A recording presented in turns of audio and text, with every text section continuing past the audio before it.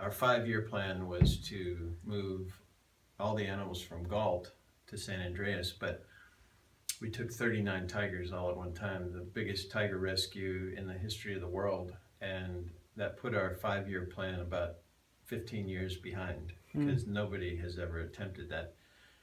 And it was really difficult, but you know, we're on track now to get everything up here.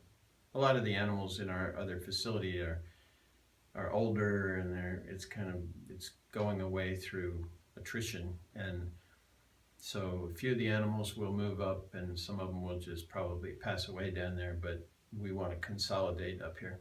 How many more animals are still in Galt? Maybe a dozen? Yeah, about 14, I think. Yeah. 14? And most of them are small. Yeah. I mean, a lot of small capuchin monkeys and bobcats, and so the bobcats are, I mean, a lot of the animals are old, like really old. We have one tiger that's over 20, right? And one of the bobcats, Robert, he was one of Pat's favorite. He's still there, and he's, I think, 21 years old. Just getting up there for a bobcat. They're kind of creatures of habit.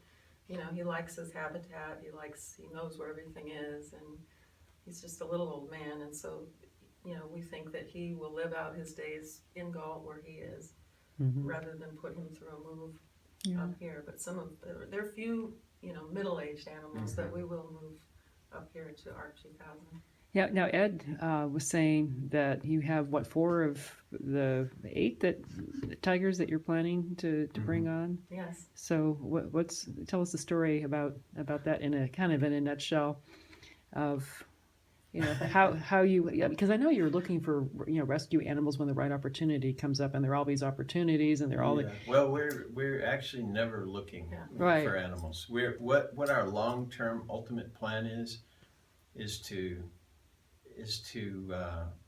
make people realize that backyard breeding and puppy mills for tigers and indiscriminate captive breeding of bears and pets and roadside zoos, once we want to make people understand that doesn't do anything for education or conservation. So if we can stop that industry from proliferating, then we want to go out of business. We want to actually at some point pull up all the stakes, pull up all the fences, and just turn this area into a wide open space for nature.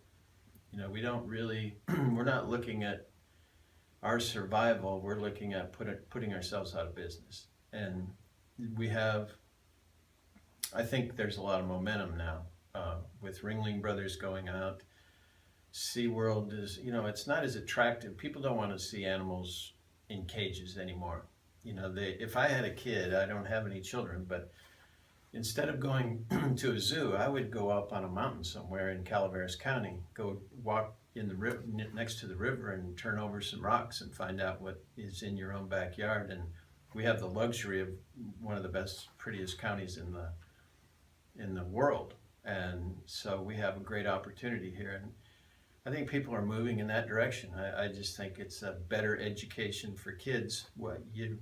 You know, if you look at an animal in an enclosure, in a cage, it's not exhibiting normal behavior. You know, a mountain lion on the top of that mountain is a mountain lion. A mountain lion in a cage is just a victim of captivity.